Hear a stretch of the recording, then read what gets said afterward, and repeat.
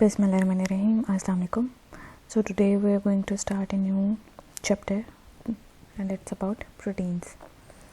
So let's continue. Introduction.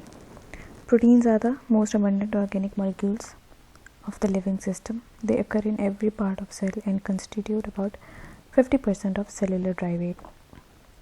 Proteins form the fundamental basis of structure and function of life. तो सबसे पहली बात तो ये हम कायम कर लेते हैं कि जितनी भी हमारे ऑर्गेनिक मॉलिक्यूल्स हैं, ठीक है, वो जो हैं जितने भी हमारे लिविंग सिस्टम में ऑर्गेनिक मॉलिक्यूल्स हैं, प्रोटीन्स उनका मोस्ट अबंडेंट पार्ट है, ठीक है। आपके जो जितने भी सेल्स हैं, अगर हम सेल्स का ड्राई वेट सिर्फ देखें, ठीक है, सेल्स लिक्विड स्टेट में होते हैं, अगर हम उनको सिर्फ ड्राई वेट में उनको चेक करें तो उनका तकरीबन 50% जो वेट है वो सिर्फ प्रोटीन्स बना रहे होते हैं, ठीक है, 0.5% वेट प्रोटीन्स बना रहे होते हैं। तो इसका मतलब ये है कि हर छोटा सेल भी जो है ना वो तकरीबन आपके प्रोटीन से बना हुआ है। तो प्रोटीन्स इतने ज़्यादा आपके जितनी भी लिविंग चीज़ें हैं वो प्रोटीन से बनी हुई हैं। तो फिर ये हमारे लिए कहना सही है कि प्रोटीन्स जो हैं वो जितनी भी लाइफ है उसका स्ट्रक्चर और उसका फंक्शन, ठीक है, उसके बेसिक जो है उसका जो बेस है वो प्रोटीन है, ठीक है।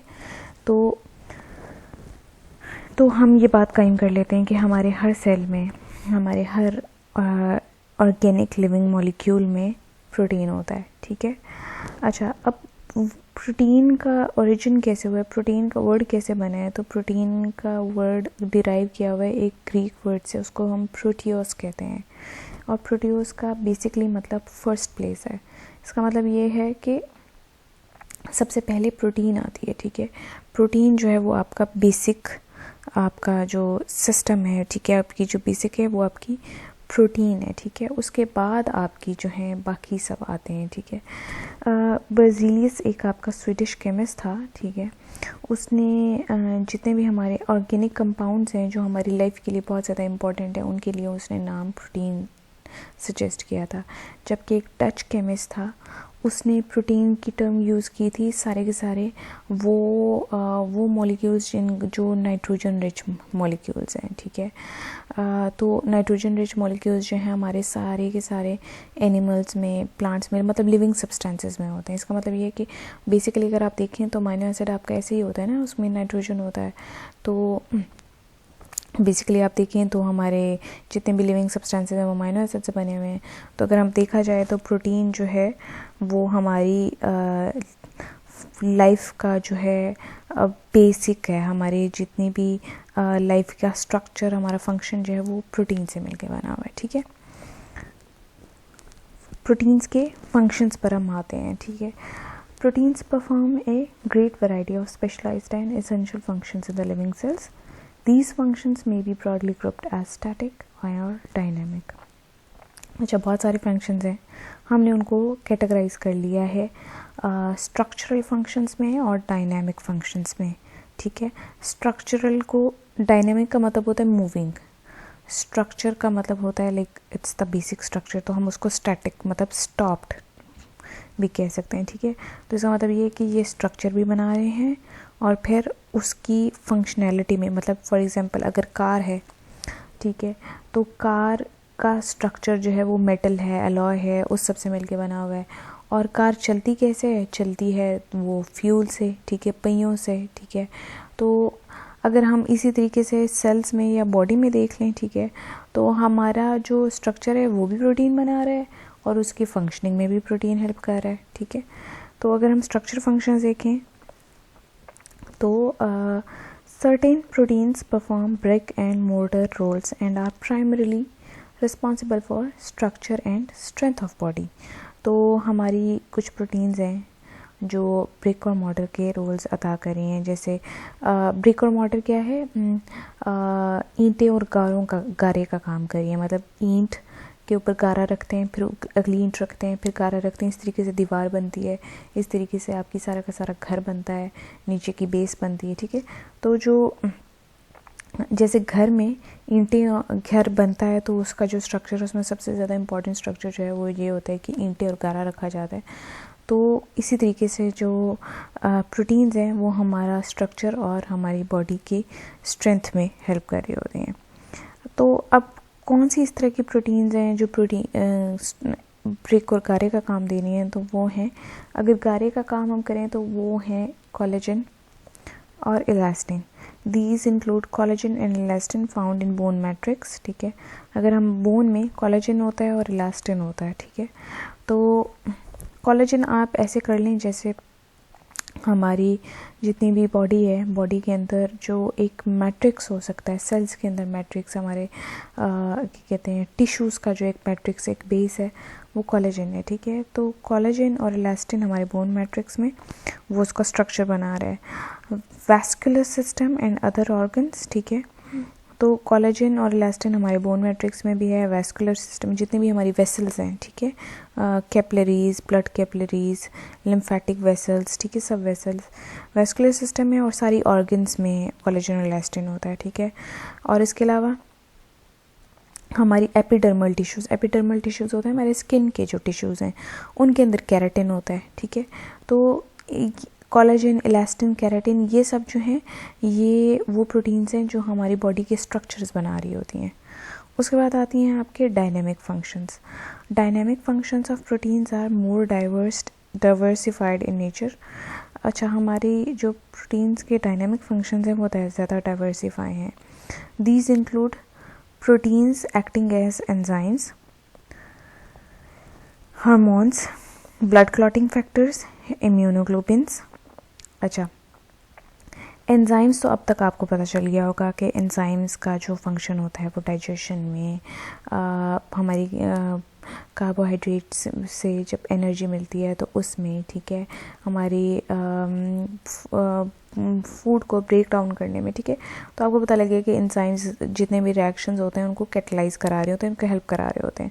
हार्मोन्स का काम भी ये होता है कि हार्मोन्स जो हैं फंक्शंस को, बॉडीली फंक्शंस को चला रहे होते हैं। जैसे फॉर एग्जांपल हमारा एक हार्मोन है इंसुलिन। ठीक है, हमारा वो जो है वो क्या कर रहा होता है, वो कार्बोहाइड्रेट को, ग्लूकोज को सेल्स में पहुंचाने में मदद करता है। ठीक है, तो हार्मोन्स, हमारे एंजाइम्स, हमारे ब्लड क्लॉटिंग फैक्टर्स जो हमारे अगर हमारे कहीं भी बॉडी में कट आ जाए तो कट में से खून बहना शुरू होता है, लेकिन थोड़ी देर बाद आप देखेंगे कि खून बहना रुक गया है। तो वो क्यों होता है? क्योंकि बॉडी खुद ही से अंदर ब्लड क्लॉट कर देती है, वहाँ पे एक क्लॉट लगा देती है ताकि ब्लड वहाँ से फ्लो ना करे। ठीक है, ऐसे जैसे फॉर एग्जांपल हम क्या करते हैं, अगर सुराख में से कहीं जैसे कोई सुराख आ रहा हो और यह हमारी टूटी है, टूटी के इर्द गिर्द कहीं से सुराख हो, वहाँ से पानी आ रहा हो, तो हम क्या करते हैं, हम जो है वहाँ पे शॉपर लगा देते हैं, या हम क्या करते हैं, हम वहाँ पे कोई चीज़ स्टक कर देते हैं ताकि पानी ना आए। ठीक है, तो ये जो है हमारी बॉडी खुद से ब्लड क्लॉट्स बनाती है, ठीक है, ताकि खून बहना बंद हो जाए, तो उसको हम ब्लड क्लॉटिंग फैक्टर्स कहते हैं। तो वो भी प्रोटीन से मिलकर बन रहे होते हैं। इम्यूनोग्लोबिन्स, ये हमारी इम्यूनिटी में हेल्प करते हैं। मेम्ब्रेन रिसेप्टर्स, ये हेल्प कर रहे होते हैं, मेम्ब्रेन्स के ऊपर रिसेप्टर्स होते हैं। ठीक है, रिसेप्टर्स होते हैं जैसे सिग्नल जो पकड़ते हैं। ठीक है, तो ये रिसेप्टर्स क्या करते हैं, ये जो है बताते हैं कि भी ये बताते हैं कि हमारा ये बॉडी का ये सेल है, इसका ये फंक्शन है। ठीक है, जैसे फॉर एग्जांपल उन्होंने ना सिग्नल कैच करने वाले हैं। ठीक है, इसी तरीके से एंजाइम्स, न्यूट्रिएंट्स वगैरह कैच करते हैं। ठीक है, सर्टेन एंटीबॉडीज़ को कैच करते हैं। ठीक है, तो इसके अलावा स्टोरेज प्रोटीन्स, ठीक है, based besides they function in genetic control में फंक्शन होता है। मसल्स की कंट्रैक्शन, रिलैक्सेशन में, जैसे हम जब हम क्या कहते हैं, हाथ में कोई भारी ग्लास होता है, ठीक है, हम उसको उठाते हैं, हाथ में उठाते हैं, ठीक है, और ऊपर रखते हैं। ठीक है, एक नीचे वाली शेल्फ से उठा के ऊपर वाली शेल्फ में रखते हैं, तो हमारे मसल्स कॉन्ट्रैक्ट होते हैं जब हम कोई चीज़, भारी चीज़ उठाते हैं। जब हम छोड़ के नीचे लेके जाते हैं तो रिलैक्स होते हैं। तो वो जो कंट्रैक्शन, रिलैक्सेशन है, उसी के ज़रिए से हमारी बॉडी सारी की सारी मूव करती है। ठीक है, तो मसल कॉन्ट्रैक्शन और रिलैक्सेशन में रेस्पिरेशन, ब्रीदिंग करते हुए हमारी लंग्स जो हैं, ठीक है, वो सांस लेती हैं, फूलती हैं, वापस सांस निकलता है, आता है।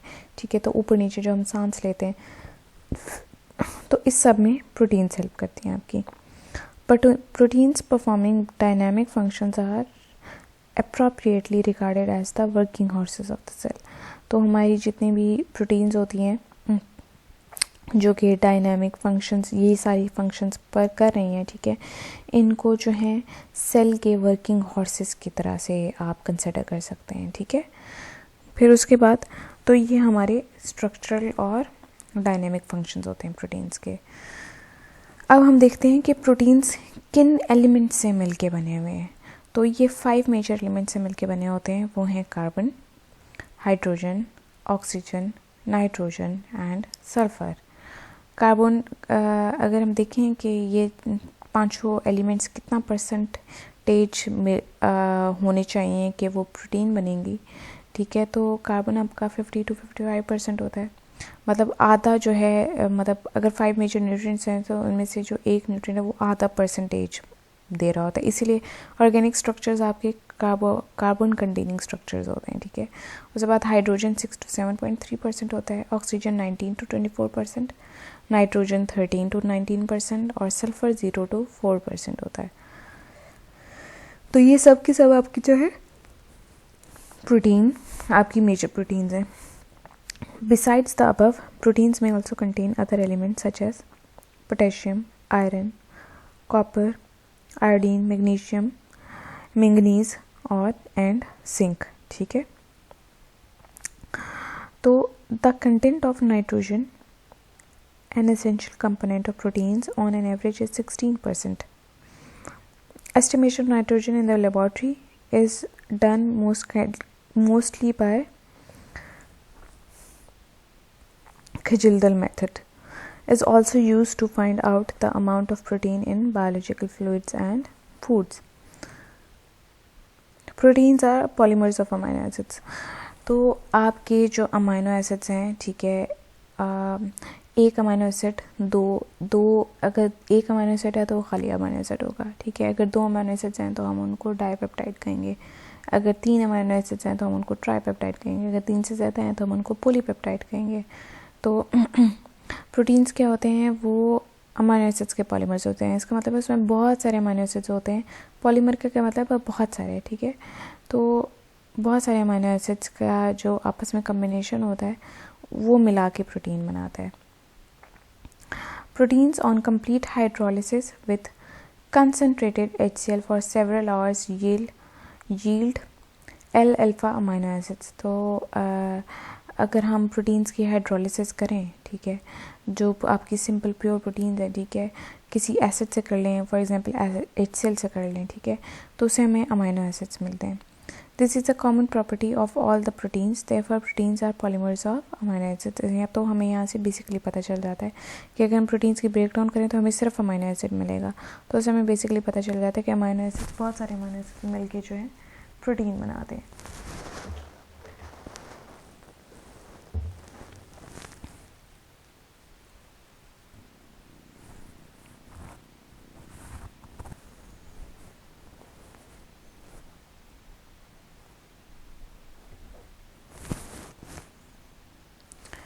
Standard amino acids. Standard amino acids, as many as 300 amino acids occur in nature. No. As many as 300 amino acids occur in nature. Of these, only 20 known as standard amino acids are repeatedly found in the structure of proteins, isolated from different forms of life. तो देखें, nature में तकरीबन आपकी 300 different types of amino acids हैं, लेकिन इन amino acids में से सिर्फ 20 हैं जो हमारे स्टैंडर्ड अमाइनो एसिड्स हैं. और यही 20 हमारे स्टैंडर्ड अमाइनो एसिड्स हमारी जितनी भी फॉर्म्स ऑफ लाइफ हैं, जितनी भी हमारी लिविंग स्ट्रक्चर्स हैं, उनमें तकरीबन हमारे ये 20 अमाइनो एसिड्स हैं जो रिपीटेडली फाउंड होते हैं, ठीक है. मतलब animal life, plant life, microbial life, ये सब के सब जो हैं इन 20 अमाइनो एसिड्स के डिफरेंट सीक्वेंसेस के साथ होते हैं, ठीक है. तो ये 20 अमाइनो एसिड्स हैं, इनका अगर आप सीक्वेंस डिफरेंट कर लें, जैसे 20 हैं, 20 अगर हैं 1 2 3 4 5, ठीक है, 1 2 3 4 5 4 10 9 8 7 6, ठीक है. तो डिफरेंट आपके बहुत सारे, अगर आप देखेंगे तो बहुत सारे आपकी सीक्वेंसेस हैं जो इनसे इन 20 अमाइनो एसिड्स के बन सकते हैं। और उसके अलावा इन्हीं अमाइनो एसिड्स के डिफरेंट आपके वो भी हो सकते हैं कि कौन से अमाइनो एसिड कितने उसमें कितनी रिपीटिशन के साथ है, ठीक है, और कौन से अमाइनो एसिड का सीक्वेंस बन रहा है, ठीक है। तो इस तरीके से आपकी डिफरेंट फॉर्म्स ऑफ लाइफ बनती हैं। This is because of the universal nature of the genetic code available for the incorporation of only 20 amino acids when the proteins are synthesised in the cell. तो अगर हम देखें तो ये इसलिए क्योंकि जेनेटिक कोड जो है ना वो सिर्फ इन 20 अमाइनो एसिड्स की इनकॉर्पोरेशन के लिए है। इन 20 अमाइनो एसिड्स के डिफरेंट सीक्वेंसेस हैं जो कि अवेलेबल हैं, मतलब एक सेल्स जो हैं आपके इन्हीं 20 अमाइनो एसिड से मिलके बन रहे होते हैं। The process in turn is controlled by DNA, the genetic material of the cell. अब डीएनए है जो बताता है, देखिए ना, हमारा जो डीएनए है वो बेसिकली इंफॉर्मेशन है लाइफ के बारे में। तो जो डीएनए है वो आपका जो है वही सारी इन्फॉर्मेशन दे रहा होता है। जैसे फॉर एग्जांपल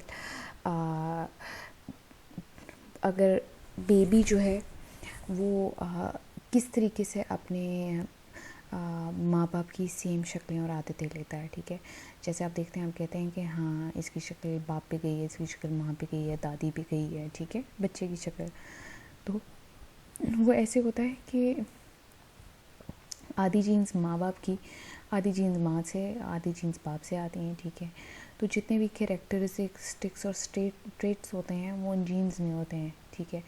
और फिर वहीं से जो है वो जीन्स जो होती हैं वो बेसिकली आपके डीएनए से आ रही होती हैं, ठीक है। तो ये जो डीएनए है इसी के अंदर सारी की सारी हमारा जो जेनेटिक कोड है कि हम इंसान बनेंगे, ठीक है, और हम किस तरह के इंसान बनेंगे वो आपके डीएनए में होता है, ठीक है। ये जेनेटिक इन्फॉर्मेशन होती है, ठीक है। ये हर सेल के अंदर आपका डीएनए होता है और वो बताता है कि इस सेल का मकसद क्या है, ठीक है, what will this cell do, ठीक है। तो ये सारा कुछ जो है, ये जो जितनी भी इन्फॉर्मेशन होती है और यही इन्फॉर्मेशन आगे पास ऑन भी होती है तो वो डीएनए के थ्रू होती है। After the synthesis of protein, some of the incorporated amino acids undergo modifications to form their derivatives। तो जो सिंथेसिस हैं अमाइनो एसिड की, अगर सिंथेसिस हो जाती है तो कुछ अमाइनो एसिड्स जो है मॉडिफिकेशन से पास ऑन होके अपने डेरिवेटिव्स भी बना देते हैं। तो मतलब ये है कि अमाइनो एसिड से कुछ स्पेसिफिक आपके डेरिवेटिव्स भी बन जाते हैं। तो अब आपने ये याद रखना है कि नॉर्मली हमारी जो अमाइनो एसिड्स हैं वो 20 ही हैं जो नेचर में एग्जिस्ट करते हैं, ठीक है। और इन्हीं के जो हैं स्पेसिफिक आपके जेनेटिक कोड है जो अवेलेबल है। हम इसके ऊपर फर्दर डिस्कशन भी करेंगे कि किस तरह का जेनेटिक कोड, ठीक है। लेकिन इन्हीं के सीक्वेंसेस हैं जो बार बार आपस में इनकॉर्पोरेट हो रहे होते हैं। आगे आप चलें अमाइनो एसिड्स।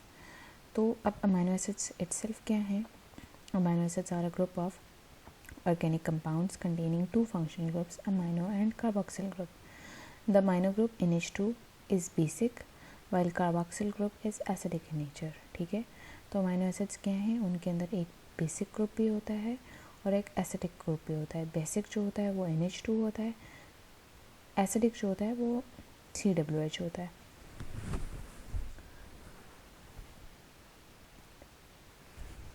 तो अगर आप यहाँ पे देखें तो ये हमारा जनरल स्ट्रक्चर है, ठीक है। अमाइनो एसिड का NH2, ये साइड पे COH, ये एसिड है, NH2 बेसिक है, ठीक है, और ये कार्बन है, ठीक है। ये आपका फंक्शनल ग्रुप है और ये हाइड्रोजन, ठीक है। तो नॉर्मली जो है आपका जो अमाइनो एसिड है वो इस तरीके से होता है। अगर आप कहें कि ये आयन की फॉर्म में एग्जिस्ट करे, क्योंकि आयन की फॉर्म में एग्जिस्ट करते हैं तो उनके जो है प्रोटॉन लेने और देने में काम आता है, ठीक है। तो वो इस तरीके से होता है। फिर ये NH3+ हो जाता है और COI- हो जाता है, मतलब एक हाइड्रोजन इधर चला जाता है तो हाइड्रोजन इसने इधर दिया है, ठीक है। तो इसमें से हाइड्रोजन निकल गया तो वो माइनस हो गया, इसको हाइड्रोजन एक्स्ट्रा मिला तो वो प्लस हो गया, ठीक है। तो ये इस तरीके से आयन की फॉर्म में होता है। The general structure of amino acid is that the amino acids are termed as alpha amino acids. If both the carboxyl and amino group are attached to the same carbon as depicted below, एक ही carbon के साथ carboxyl group भी होता है और amino group भी होता है, ठीक है। तो ये इनका जनरल स्ट्रक्चर है, ठीक है। The alpha carbon atom binds to a side chain represented by R, which is different for each of the 20 amino acids found in proteins.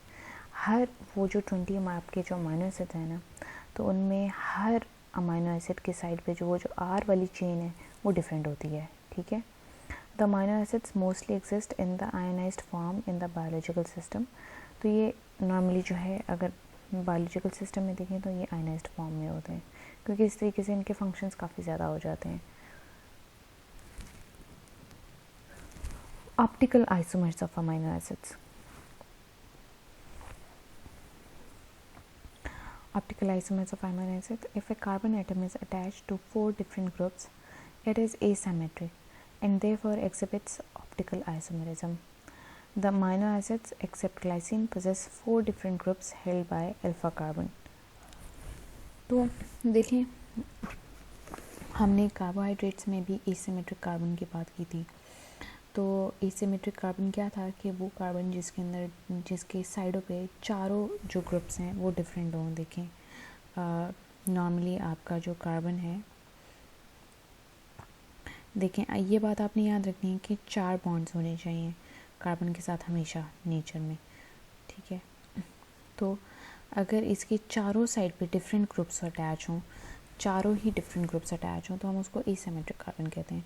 और आपको ये बात पता है कि एसिमेट्रिक कार्बन जो है वो ऑप्टिकल आइसोमरिज्म एग्जिबिट करता है, ठीक है। उसके डिफरेंट आइसोमर्स बन सकते हैं, ठीक है। तो यहाँ पे भी अगर हम देखें, ठीक है, तो अमीनो एसिड्स भी जो हैं उनके चारों ग्रुप्स डिफरेंट होते हैं। एक आर होता है जो कि साइड चेन होती है डिफरेंट, एक हाइड्रोजन होता है, एक आपका एसिडिक ग्रुप होता है और एक आपका बेसिक ग्रुप होता है। तो ये 4 आपके डिफरेंट हो जाते हैं, ठीक है। तो इसी वजह से जो है अगर ये इनकी अरेंजमेंट डिफरेंट हो जाएगी तो वही जो है आइसोमर बन जाएगा, ठीक है। Thus all the amino acids except glycine where R is equal to H have optical isomers. Glycine के अलावा सारे अमीनो एसिड्स के ऑप्टिकल आइसोमर्स बन सकते हैं। ग्लाइसिन का आइसोमर क्यों नहीं बन सकता? इसलिए क्योंकि ग्लाइसिन का जो R ग्रुप होता है वो H ही होता है, तो इसी वजह से जो है ग्लाइसिन का ऑप्टिकल आइसोमर नहीं होता, लेकिन बाकी सब के ऑप्टिकल आइसोमर्स होते हैं। The structures of L and D amino acids are written based on the configuration of L and D glyceraldehyde. The proteins are composed of L alpha amino acids. तो हमारे जो अमीनो एसिड्स हैं वो L formation में भी होते हैं और D फॉर्मेशन में भी होते हैं, ठीक है। क्यों? क्योंकि कार्बोहाइड्रेट्स में भी तो यही था, L और D आपकी जो कार्बोहाइड्रेट्स हैं वो क्यों? क्योंकि L और D जो है वो बता रहे होते हैं डिफरेंट आइसोमर्स बता रहे होते हैं, मतलब सेम फार्मूला होता है, सिर्फ उनकी स्ट्रक्चरल कॉन्फ़िगरेशन डिफरेंट होती है, तो हम उसको L और D का नाम दे देते हैं। तो इनके स्ट्रक्चर्स भी ग्लाइसरल्डिहाइड की बेस पर होते हैं प्रोटीन्स के। तो ज़्यादातर जो प्रोटीन्स होती हैं वो L अल्फ़ा अमीनो एसिड्स की फॉर्म में होती हैं, L सीरीज़ में अल्फ़ा अमीनो एसिड अल्फ़ा की फॉर्म में होती हैं, ठीक है। तो यहाँ पे देखें हमारे डी ग्लाइसरल्डिहाइड और एल ग्लाइसरल्डिहाइड ये था कि हाइड्रोक्सिल ग्रुप की अटैचमेंट डिफरेंट थी। तो एल और डी अमीनो एसिड्स में क्या होता है कि जो अमीनो ग्रुप है उसकी प्लेसमेंट डिफरेंट हो जाती है। अमीनो एसिड आपके इस तरीके से होता है नॉर्मली, इस तरीके से होता है नॉर्मली CRH और इस साइड पे H2N, लेकिन डी फॉर्म में ये इस तरफ आ जाता है, ठीक है। ये आपने बात याद रखनी है कि हमेशा C के साथ N वाली साइड पर लगती है। तो अगर वो इस साइड पे होगा तो NH2 हम इस तरीके से लिखेंगे, लेकिन अगर राइट साइड पे होगा तो NH2 लगेगा, क्योंकि N जो होता है वो कार्बन के साथ बॉन्ड बना रहा होता है, ठीक है। Classification of amino acids. There are different ways of classifying amino acids based on the structure, chemical nature, nutritional requirement and metabolic weight. तो अमीनो एसिड्स की जो क्लासिफिकेशन है वो है on the basis of structure, on the basis of chemical nature, on the basis of nutritional requirement and metabolic weight. तो इसको हम next lecture में आपके देखेंगे. But today this is it for today. Thank you for your concentration and अल्लाह हाफ़िज़.